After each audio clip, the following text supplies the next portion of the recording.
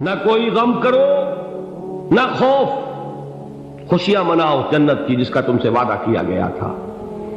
اللہ کی ربوبیت پر اطمینان جب انسان کو ہو جاتا، میرا رب اللہ ہے، ربی اللہ، انسان کے لیے نہ کوئی کھٹکا، نہ کوئی خطرہ، نہ کوئی خوف، نہ کوئی حزن۔ جو کچھ ہو رہا ہے کس کے اذن سے ہو رہا ہے؟ اللہ کے اذن سے۔ اللہ کے اذن کے بغیر پتہ تک نہیں ہلتا۔ یہ کوئی اندھا بہرا مادہ نہیں ہے جس سے مجھے کوئی خوف ہو۔ اندھا بھینسا چلا آ رہا ہو اس سے تو ڈرنے کا ہر انسان کو ڈرنا چاہیے، نہ معلوم کس کو ٹکر مار دے۔ لیکن نہیں، اس کائنات کو چلانے والا ایک سمیع و بصیر خدا ہے۔ وہ جو میرا دوست ہے، میرا ولی ہے۔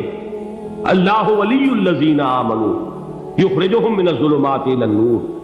اللہ اہل ایمان کا ولی ہے، ساتھی ہے، پشت پناہ ہے، مددگار ہے، حمایتی ہے۔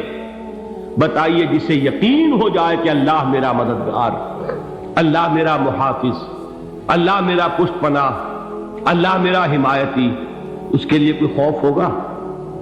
اس سے کوئی ڈر ہوگا؟ میں مثال دیا کرتا ہوں ایک بہت سادہ، پنجاب کے دیہات کی۔ تو بڑا چودھری ہے اور کوئی غریب کسان ہے۔ اس غریب کسان کے جانوروں کو ہر وقت اندیشہ ہوگا چوری کا، کوئی میری بھینس کھول کر نہ لے جائے، کوئی میرا بیل کھول کر نہ لے جائے۔ لیکن جس کے بارے میں یہ سب کو معلوم ہو کہ وہ جو بڑا چودھری ہے وہ اس کا دوست ہے، اس کی بچیا کو کوئی خوف ہوگا؟ اس کی بھینس پر کوئی ہاتھ ڈالے گا؟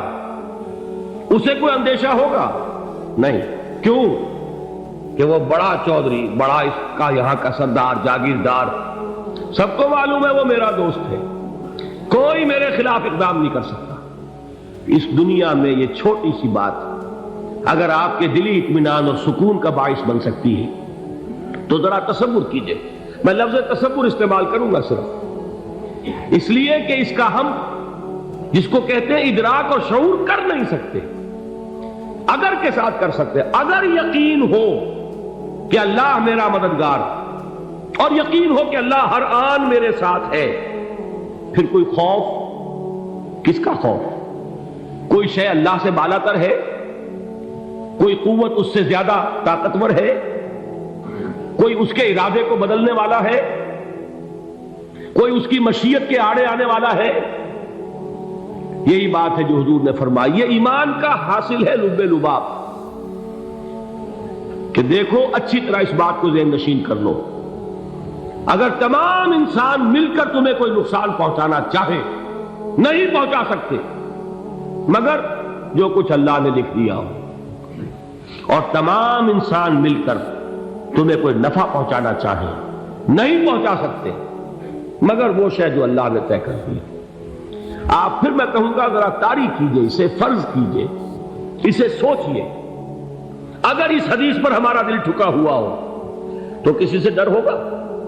یہ مجھے نقصان نہ پہنچا دے، یہ میری رپورٹ خراب نہ کر دے، یہ میری انکریمنٹ نہ رکوا دے، یہ میرا یہ نہ بگاڑ دے، یہ میرا یہ نقصان نہ پہنچا دے۔ اس کا ڈر، اس کا ڈر، اس کا خوف، اس کی خوشامد، اس کے لیے جا کر طرح طرح سے اپنی عزت نفس کو ذلیل کروانا اس کے سامنے، یہ سب کچھ کیوں کرتا ہے انسان؟ جب سمجھتا ہے کہ اس کے ہاتھ میں میرا کوئی نفع ہے، اس کے ہاتھ میں میرے لیے کوئی ضرر ہے، یہ مجھے کوئی غضب پہنچا سکتا ہے، یہ مجھے کوئی نقصان پہنچا سکتا ہے، یہ میرا کوئی کام بنا سکتا ہے، یہ میری کوئی ضرورت پوری کر سکتا ہے، اسی کا نام شرک ہے۔ جہاں آپ نے یہ سمجھا کہ غیر اللہ کے اندر کوئی طاقت موجود ہے، وہی شرک ہے۔ بتوں سے تجھ کو امیدیں، خدا سے نومیدی، مجھے بتا تو صحیح اور کافری کیا ہے؟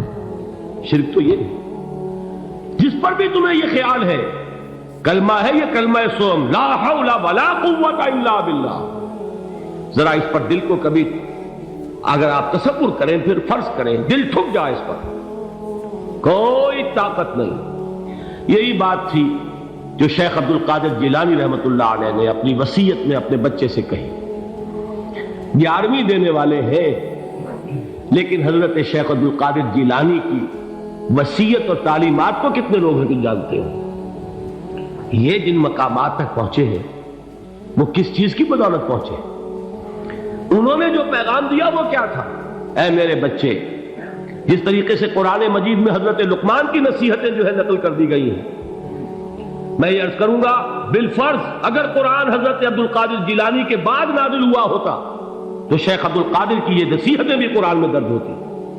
اتنی اونچی نصیحتیں ہیں۔ اے میرے بچے، اس حقیقت کو ذہن نشین کر لے، لا فاعل فی الحقیقت ولا مؤثر الا اللہ۔ اس کائنات میں نہ کوئی فاعل حقیقی ہے نہ مؤثر حقیقی ہے سوائے اللہ۔ کسی شے میں کوئی تاثیر نہیں اگر اللہ نہ چاہے۔ آگ جلا نہیں سکتی اگر اللہ نہ چاہے، پانی ڈبو نہیں سکتا اگر اللہ نہ چاہے، زہر ہلاک نہیں کر سکتا اگر اللہ نہ چاہے، کوئی چیز فائدہ نہیں پہنچا سکتی اگر اللہ نہ چاہے۔ تو در در پہ کیوں سر جھکاتے ہو؟ در در پر کیوں جبیں سائی کرتے ہو؟ سب کے سامنے کیوں ہاتھ پھیلاتے ہو؟ ایک اللہ سے مانگو، ایک اللہ کے سامنے زمین پر اپنی جبین رکھو۔ لا فاعل فی الحقیقت ولا مؤثر الا اللہ۔ نظر آتا ہے ہمیں کہ پانی پیاس بجھا دیتا ہے، پیاس بجھانے کی صلاحیت پانی میں نہیں ہے، اللہ کے اذن سے۔ کھانا بھوک مٹا دیتا ہے، بھوک مٹانے کی صلاحیت کھانے میں نہیں ہے، اذن رب میں۔ دیکھیے یہی یقین تھا حضرت موسیٰ علیہ السلام کا واقعہ یاد کیجئے۔ سامنے سمندر آ گیا ہے، قوم دیکھتی ہے پیچھے کہ گرد و غبار کا طوفان۔ معلوم ہوا کہ فرعون اپنے لشکر سمیت آ گیا۔ لشکر جب چلتا تھا تیز رفتاری کے ساتھ تو گرد و غبار کا جو طوفان اٹھتا تھا اس کا تصور کیجیے، اور لمحہ بلمحہ وہ قریب آ رہا ہے۔ پوری قوم نے کیا کہا؟ اے موسیٰ انا لمدرکون، اے موسیٰ ہم کو پکڑے گئے۔ قرآن مجید میں تو یہاں وہ باتیں نہیں لکھی ہیں، لیکن تورات میں یہ درج ہے کہ بنی اسرائیل جھگڑنے لگے، دست و گریبان ہو گئے موسیٰ کے ساتھ۔ موسیٰ نے یہاں مروایا لا کر، اس سے تو ہم ہی بہتر تھے، وہاں کھانے کو ملتا تھا، زندگی تو تھی، بیگار ہم کر رہے تھے، موت تو نہیں تھی۔ اب جو کچھ ہوگا اس کا تصور کرو، جس طریقے سے ہمارے ٹکڑے اڑائے جائیں گے۔ تو لڑ رہے ہیں حضرت موسیٰ علیہ السلام سے۔ یہ تورات کی تفصیل ہے، قرآن میں صرف اتنا آیا ہے، پریشان ہو کر انہوں نے کہا انا لمدرکون، موسیٰ ہم تو پکڑے گئے۔ اس وقت موسیٰ کا جواب کیا ہے؟ کلا ان معی ربی سیہدین، نہیں، میرے ساتھ میرا رب ہے، وہ راستہ دے گا۔ بتائیے کہاں راستہ نظر آ رہا ہے؟ یہ ہے ایمان بالغیب۔ راستہ نظر نہ آئے تب اللہ پر یقین ایمان ہے۔ جیب میں پیسے ہوں اور تب دل کو اطمینان ہے تو ایمان کس پر ہوا؟ پیسے پر، اللہ پر نہیں۔ جب وسائل و ذرائع نہ ہو اور پھر یقین ہو کہ اللہ مسبب الاسباب ہے، وہ اسباب کا پابند نہیں ہے، وہ اسباب کا محتاج نہیں ہے، اسباب اس کے محتاج ہے۔ اگر یہ یقین ہے تو اللہ پر ایمان ہے، یہ نہیں ہے تو تمہارا ایمان اسباب پر ہے، وسائل پر ہے، ذرائع پر ہے، مادیات پر ہے، اللہ پر نہیں۔ اس وقت کہاں راستہ تھا؟ کوئی راستہ تھا؟ سمندر ہے اور ادھر سے لشکر آ گیا ہے۔ کلا ان معی ربی سیہدین۔ اب دیکھیے ایمان کہہ دینا آسان ہے، ہوا معکم اینما کنتم، جہاں کہیں بھی تم ہوتے ہو اللہ تمہارے ساتھ ہوتا ہے، لیکن اس کا یقین قائم ہو جائے تو زمین و آسمان کا فرق واقع ہو جائے۔ یہی بات ہوئی حضور کے ساتھ۔ غار ہے، چھپے ہوئے ہیں محمد رسول اللہ اور آپ کے وہ یار غار ابو بکر صدیق رضی اللہ تعالی عنہ۔ اقبال نے حضرت ابو بکر کی شان میں چند اشعار کہیں صرف، لیکن واقعہ یہ ہے کہ بھاری بھاری نظموں پر اور قصیدوں پر بھاری ہے، طویل ترین نظمیں اور قصیدے ہوں ان پر بھاری ہے۔ ہمتیں ابو بکر کی ہمت جو ہے، کشت ملت را جو اب، جیسے بارش سے کھیتی اپجتی ہے، ابو بکر کی ہمت اور عزیمت اس امت کو اسی طرح سینچنے والی ہے۔ ثانیے اسلام و غار و بدر و قبر،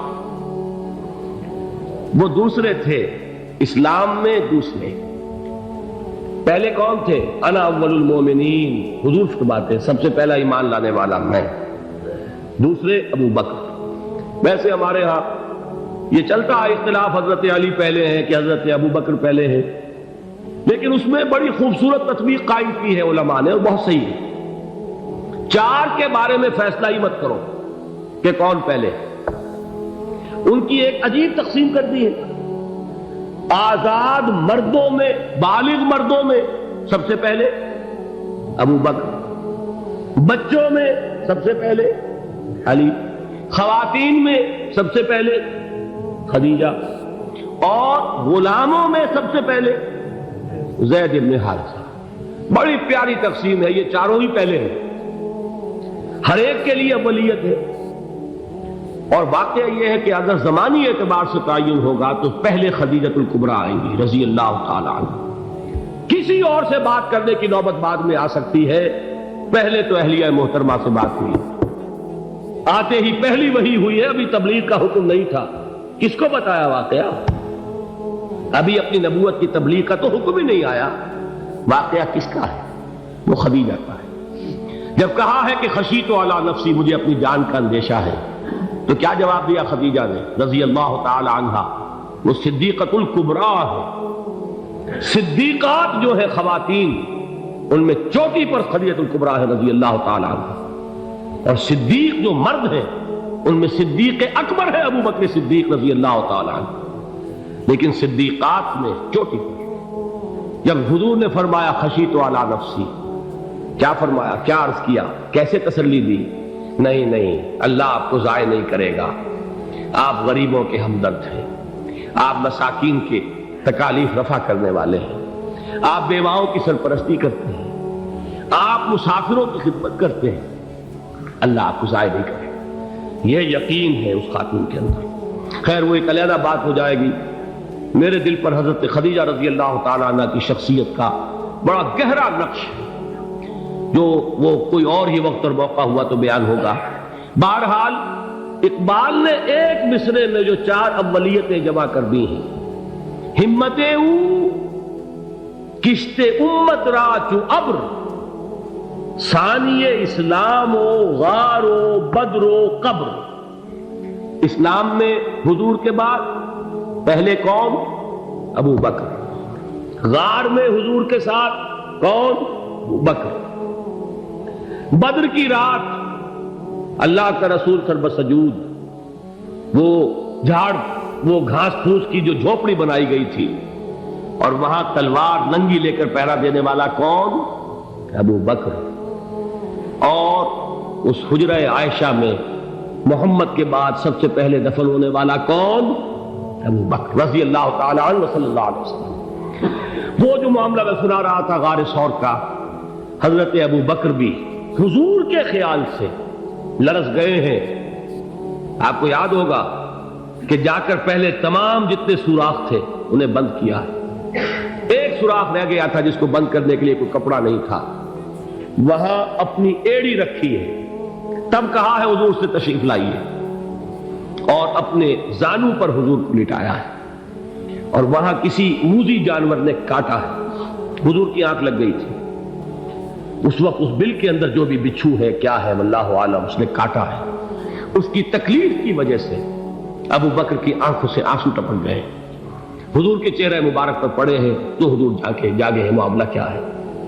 ایڑی نہیں ہٹائی وہاں سے، مبادا وہ جانور وہاں سے نکل کر محمد الرسول اللہ کو کوئی گزن پہنچا دے، ابو بکر کی ایڑی ہے، جس طرح چاہے کھا لے، ختم کر دے، جان نکل جائے تب کوئی آنچ آئے، محمد پر تو آئے، لیکن جیتے جی نہیں۔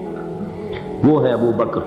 حضور کے خیال سے اس وقت حضور نے پھر اپنا لعاب دہن لگایا ہے، اور اس سے پھر آپ کی تکلیف ختم ہوئی۔ جیسے خیبر میں حضرت علی کی آنکھ دکھ رہی تھی، اس کو جو شفا حاصل ہوئی ہے وہ بھی حضور کے لعاب دہن سے ہوئی۔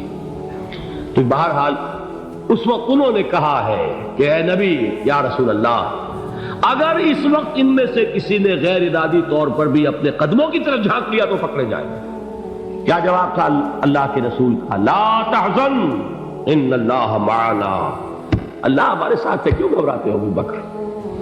یہ ہے ایمان باللہ، میرا مالک اللہ، میرا رازق اللہ، میرا محافظ اللہ، میرا مددگار اللہ، میرا پشت پناہ اللہ۔